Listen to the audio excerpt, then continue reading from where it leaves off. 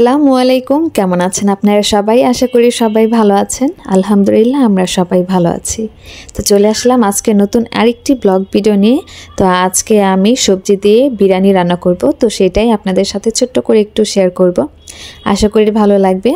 আর এখানে আমি কিছু মুরগির মাংস নিয়েছি। তো মুরগির মাংসটাকে আমি সুন্দর করে ধুয়ে তারপর পরিষ্কার করে এখন পানি ঝরিয়ে নিচ্ছি। আর মুরগির মাংস থেকে পানিটা ঝরতে ঝরতে এইদিকে আমি একটু আলু ভেজে নিচ্ছি। আর বিরিয়ানি রান্নার ক্ষেত্রে কিন্তু আলুটা ভেজে রান্না করলে সেই আলুটা দেখতে যেমন সুন্দর লাগে বা আকর্ষণীয় লাগে, খেতে কিন্তু তার চেয়ে বেশি মজা লাগে। তো কেউ যদি আলু ভেজে না রান্না করে খেয়েছেন, তারা চাইলে কিন্তু আলুটা ভেজে একবার হলেও রান্না করে খেয়ে দেখতে পারেন, ভীষণ ভালো লাগবে। তো আমি একটু ফুড কালার আর লবণ দিয়ে আমি আলুটাকে ভেজে নিচ্ছি। তো আলুটা কিন্তু আমার সুন্দর করে ভাজা হয়ে গেছে। তো এখন আমি তেল থেকে ছেঁকে নিচ্ছি। আর এই তেলের মধ্যে কিন্তু আমি একটু পেঁয়াজ বেরেস্তা করে নিয়েছিলাম। আর এদিকে আমি একটু মটরশুঁটি বসিয়ে দিয়েছি। তো মটরশুঁটিটা একটু ভাপ দিয়ে নেব যেন তার গন্ধটা চলে যায়। আর এখানে আমি কিছু সবজি আগে থেকেই কেটে নিয়েছি। তো এখন সবজিটাকে আমি প্রথমে লবণ পানি দিয়ে কিছুক্ষণ ভিজিয়ে রেখে দিয়েছিলাম, যেন ভেতরে ময়লা বা পোকা থাকলে সেটা যেন বের হয়ে যায়। এরপরে এখন আমি সুন্দর করে ক্লিন করে নিচ্ছিলাম। আর এদিকে কিন্তু আমার মটরশুঁটিটা সুন্দর বলক চলে এসেছে। আমি কিন্তু এটা সিদ্ধ করব না, এখনই আমি নামিয়ে ফেলবো। আর এই যে এদিকে আমি একবার ধোয়া দিয়েছিলাম সবজিটাকে, তো সেজন্য আমি আরেকটু পরিষ্কার করার জন্য আরেকবার ধোয়া দিয়ে নেব। আর মটরশুঁটিটাও কিন্তু আমি চুলা থেকে নামিয়ে ফেলেছি, না হলে কিন্তু সেদ্ধ হয়ে যাবে। তো এই যে আমি গরম পানি থেকে ছেঁকে নিয়েছি, আর কালারটা কিন্তু খুব সুন্দর হয়েছে, তাই না? তো এখন আমি রান্না বসানোর জন্য একটি পাত্রের মধ্যে পরিমাণ মতো তেল দিয়ে দিলাম। আর এখন আমি গরম মশলা দিয়ে দিচ্ছি, তেজপাতা, দারচিনি, এলাচি আর কালো এলাচ। তো এগুলো দিয়ে এখন আমি সুন্দর করে একটু ফোড়ন তুলে নেব, বা তার ঘ্রাণটা যখন একটু বের হয়ে যাবে তখন এর মধ্যে আমি পেঁয়াজ অ্যাড করে দেব। তো আমি একটু বেশ কিছু পরিমাণেরই পেঁয়াজ দিয়ে দিচ্ছি। তো মুরগির মাংসটা যেহেতু রান্না করছি, তো একটু পেঁয়াজ বাড়িয়ে দিয়েছি যেন তরকারিটা একটু ঘন হয়। তো এখন আমি একটু সুন্দর করে পেঁয়াজটাকে ভেজে একটু লাল করে নেব। আর বেশি লাল করতে যাব না, তাহলে কিন্তু পেঁয়াজটা পুড়ে যাবে। তো আমি বারবার একটু নেড়েচেড়ে নিচ্ছি যেন পেঁয়াজটা নিচে পুড়ে না যায়, তাহলে কিন্তু কালারটাই চেঞ্জ হয়ে যাবে। তো এই যে পেঁয়াজের কালারটা কিন্তু চেঞ্জ হয়ে গেছে। তো এই পর্যায়ে আমি আদা আর রসুন বাটা ব্যবহার করছি। তো আমি 2 টেবিল চামচ ভরে ভরে আদা আর রসুন বাটা ব্যবহার করলাম। আর আদা রসুনটাকে এখন আমি খুব সুন্দর করে একটু ভেজে নেব যেন আদা রসুনের গন্ধটা চলে যায়। তো এই পর্যায়ে আমি একটু লবণ দিয়ে দিয়েছি স্বাদ মতো। তো আমি 1 চামচ ভরে দিয়েছি, যেহেতু মুরগির মাংসটা একটু বেশি ছিল। আর যাই হোক, আপনাদের তো বলাই হয়নি, আমি কিন্তু 1.5 কেজি পরিমাণে মুরগির মাংস আজকে নিয়েছি। আর এখানে আমি একটু ঝালের জন্য 2 চামচ পরিমাণে গুঁড়ো মরিচ দিয়ে দিয়েছি। তো যারা ঝাল বেশি খেতে পছন্দ করেন তারা কিন্তু বাড়িয়ে দিতে পারেন, আর যারা একটু সাদা সাদা খেতে পছন্দ করেন তারা কিন্তু মরিচটা না দিলেও পারবেন। তো যাই হোক, আমি সুন্দর করে একটু কষিয়ে নেওয়ার পরে এখন আমি পরিমাণ মতো একটু গরম পানি দিয়ে দিলাম। তো এখন ভালো করে আবার একটু কষিয়ে নেব। আর সবজি বিরিয়ানির ক্ষেত্রে কিন্তু হালকা একটু ঝাল না হলে বা একটু কালার না হলে কিন্তু ভালো লাগবে না। তো এটা যার যার টেস্টের উপর। তো এখানে আমি কিছু টক দই ব্লেন্ড করে একটু ফেটিয়ে নিয়েছি। তো আমি এখানে আধা কাপের চাইতে একটু কম টক দই ব্যবহার করছি। তো এখন টক দইটা দিয়ে একটু কষিয়ে নেব। আর এই পর্যায়ে আমি একটু প্যাকেট মশলাটাও দিয়ে দিচ্ছি। তো আমি রাঁধুনি বিরিয়ানি প্যাকেট মশলাটা ব্যবহার করি বেশিরভাগ সময়। তো আমি মশলাটা দেওয়ার পরে এখন ভালোমতো আবার একটু কষিয়ে নেব মশলাটা সহকারে। আর বারবার একটু নাড়াচাড়া দিয়ে নিচ্ছিলাম যেন নিচে লেগে না যায়। তো আমার মশলাটা কিন্তু কষানো হয়ে গেছে। তো এই পর্যায়ে আমি ঝরিয়ে রাখা মুরগির মাংসগুলো দিয়ে দিচ্ছি। আর মুরগির মাংসটা দেওয়ার পরে আমি বেশিক্ষণ সেদ্ধ করে নেব না মুরগিটা, তাহলে কিন্তু নরম হয়ে যাবে। আর মুরগির মাংসটা কিন্তু সেদ্ধ হতেও বেশি সময় লাগবে না। তো আমি একটু ভালো মতো মশলার সাথে মিশিয়ে নিচ্ছিলাম।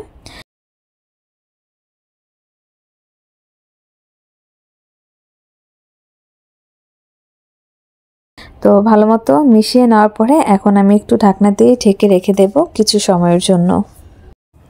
তো ঢাকনা উঠিয়ে আমি আবার একটু মিশিয়ে নিচ্ছিলাম।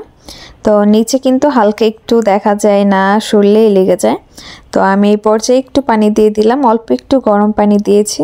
তো এখন আমি আবার একটু ভালো মতো মিশিয়ে নিচ্ছি। তো এখন আমি আবার একটু ঢাকনা দিয়ে ঢেকে রেখে দেব 5 থেকে 6 মিনিটের মতো। তো এই যে চলে আসলাম। তো আমার মুরগির মাংস থেকে কিন্তু বেশ কিছুটা পানি উঠেছে। আর এই পর্যায়ে আমি বেটে রাখা বাদাম বাটা ব্যবহার করছি। তো এখানে কাজু বাদাম আর পেস্তা বাদাম একসাথে বাটা আছে। তো আমি এখন 2 চামচের মতো দিয়েছি। তো দেওয়ার পরে এখন আমি সুন্দর করে আবার একটু মিশিয়ে নিচ্ছিলাম। আর বাদাম বাটাটা ব্যবহার করলে কিন্তু মানে খাওয়ার টেস্টটাই একটু হলেও চেঞ্জ হয়ে যায় বা স্বাদটা একটু বেড়ে যায় আমার মনে হয়। তো যাই হোক, আজকের বিরিয়ানি রান্নাটা কিন্তু বেশ ভালো হয়েছিল। তো আমি যেহেতু ভয়েস ওভার পরে দিচ্ছিলাম তাই বললাম। তো আমি এই পর্যায়ে আমি সবজিটা দিয়ে দিচ্ছি। আর মাংসটা কিন্তু এখনও যথেষ্ট পরিমাণে মানে শক্ত আছে বা সিদ্ধ হয়নি। তো এই পর্যায়ে এখন আমি সবগুলো সবজি একসাথে অ্যাড করে নিচ্ছি। তো সবজিগুলো দেওয়া হয়ে গেছে, এখন আমি সুন্দর করে আবারও সবজির সাথে মিশিয়ে নেব। আর ভেজে রাখা যে আলুগুলো আছে ওইগুলো আমি দিয়ে দিচ্ছি। তো সবগুলো একসাথে আমি মিশিয়ে নেব। আর বেশি নাড়াচাড়া করা যায় না সবজিটা দেওয়ার পরে, তাহলে কিন্তু সবজিটা একবারে গলে নরম হয়ে যাবে। আর খুঁজে না পেলে কিন্তু দেখতেও ভালো লাগবে না। আর এখানে আমি অল্প একটু সামান্য পরিমাণে লবণ দিয়ে দিলাম। তো লবণটা দিয়ে এখন আমি আবারও সবগুলো সুন্দর করে মিশিয়ে নেব। তো মিশিয়ে নেওয়ার পরে এখন আমি এই পর্যায়ে একটু কেওড়া জল ব্যবহার করছি। তো আমি 1 চামচের মতো হবে কেওড়া জল দিয়েছি। তো এখন আমি আবারও সম্পূর্ণ সবজির সাথে মাংসটাকে ভালো মতো মিশিয়ে নিচ্ছি। তো মিশিয়ে নেওয়ার পরে এখন আমি ঢাকনা দিয়ে ঢেকে রেখে দেব কিছু সময়ের জন্য। আর এই ফাঁকে আমি পোলার চালটাও কিন্তু ধুয়ে নেব। আর পোলার চাল আমি এইখানে নিয়েছি 1.5 কেজি পরিমাণ। তো যেহেতু আমার মাংস সবজি মিলে বেশ অনেকটাই হয়ে গেছে, তো আমি মানে 1.5 কেজি পরিমাণে চাল নিয়েছি। তো এতে হয়ে যাবে। তো আমি চালটাকে কিন্তু বেশি ধুবো না। তো 2টা ধোয়া দিয়ে আমি পানি দিয়ে ভিজিয়ে রেখে দেব আধা ঘন্টার মতো। তো এই আধা ঘন্টা বা 20 মিনিটের মধ্যে কিন্তু আমার চালটা সম্পূর্ণ পানিটা টেনে ফুলে যাবে। আর এইভাবে ভিজিয়ে রাখলে কিন্তু পোলাওটা খুব সুন্দর ঝরঝরা হয়, আর দেখতেও বেশ ভালো লাগে, আর খেতে তো ভালো লাগবেই। তো এই যে আমি চালটাকে ভিজিয়ে রেখে দিলাম। আর এই পাশে আমি একটু কাঁচামরিচ দিয়ে দিলাম যেন একটু ঝালটা বের হয়, তাই আমি একটু আগে থেকে কাঁচামরিচগুলো দিয়ে দিলাম। দিয়ে আবার একটু ঢাকনা দিয়ে ঢেকে রেখে দিয়েছি। তো কিছুক্ষণ পরে চলে আসলাম। তো ঢাকনাটা উঠিয়ে দেখলাম যে বেশ কিছুটাই পানি উঠে গেছে। তো আমি একটু পেঁয়াজ পাতা দিয়ে দিলাম এই পর্যায়ে। আর পেঁয়াজ পাতাটা আমি যদি শুরুতে দিতাম তাহলে কিন্তু পেঁয়াজ পাতাটা গলে যাবে। আর পেঁয়াজ পাতাটা সেদ্ধ হতে কিন্তু বেশি সময় লাগে না। তো আমি এখন আবারও ভালো মতো একটু মিশিয়ে নিচ্ছি। তো সব কিছুই ঠিক আছে। তো আমি পানিটা আরেকটু শুকিয়ে তারপর আমি নামিয়ে ফেলবো। তো মুরগির মাংসটা যখন হয়ে গেছে তখন আমি একটি পাত্র বসিয়ে দিয়েছি পোলাওটা রান্না করার জন্য। তো এখানে আমি 1.5 কেজির জন্য মেপে 1.5 কাপ পরিমাণে তেল দিয়েছি। আর পাতিলটা যেহেতু আমি একটু বড় নিচ্ছি যেন নাড়াচাড়া করতে সুবিধা হয়, তো সেজন্য আন্দাজটা একটু বুঝতে কষ্ট হচ্ছিল, তাই মেপে দিচ্ছি। তো আমি এখানে দারচিনি, এলাচ আর তেজপাতা দিয়ে সুন্দর করে ফোড়ন তুলে নিচ্ছি। আর এই পাশে কিন্তু আমার চালটা খুব সুন্দর করে ভিজে ফুলে গেছে। আর এদিকে কিন্তু ফোড়নটাও সুন্দর গরম হয়ে গেছে আর বেশ কিছুটা ঘ্রাণও বের হয়েছে। তো এই পর্যায়ে আমি অল্প একটু পেঁয়াজ কুচি দিয়ে দিচ্ছি। তো আপনাদেরকে একটা কথা বলেই, এটা আমার আম্মু বলে, পোলাও রান্না করতে গেলে পেঁয়াজ যত কম দেওয়া যায় ততই ভালো, ততই নাকি পোলাওটা ঝরঝরা হয় আর সুন্দর হয়।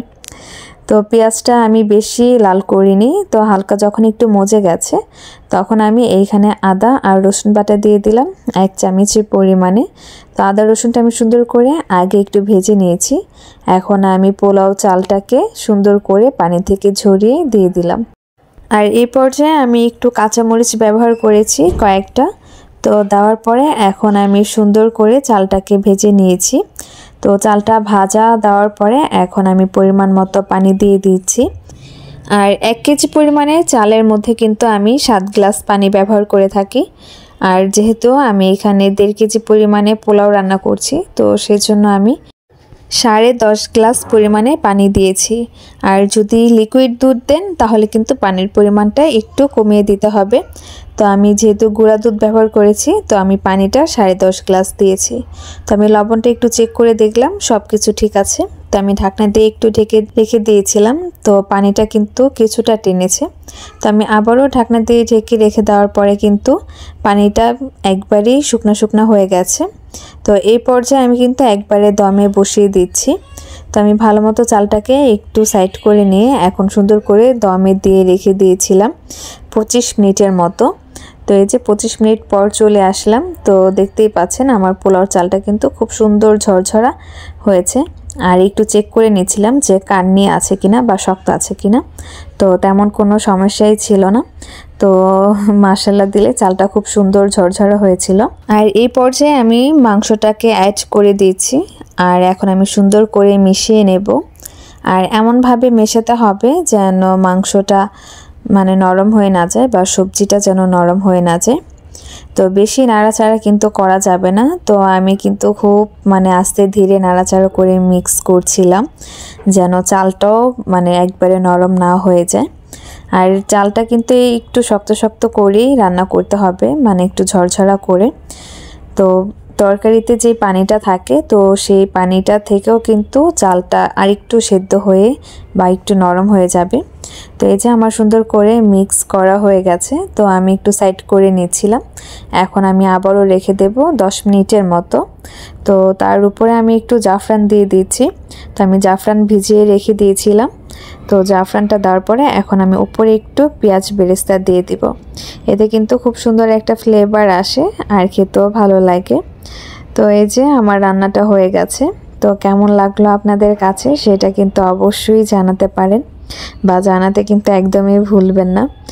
তো এই যে আমার সবজির বিরিয়ানি খেতে কিন্তু অসম্ভব মজা ছিল। একবার হলো আপনারা ট্রাই করতে পারেন। তো ভালো থাকবেন সবাই। আল্লাহ হাফেজ। আসসালামু আলাইকুম।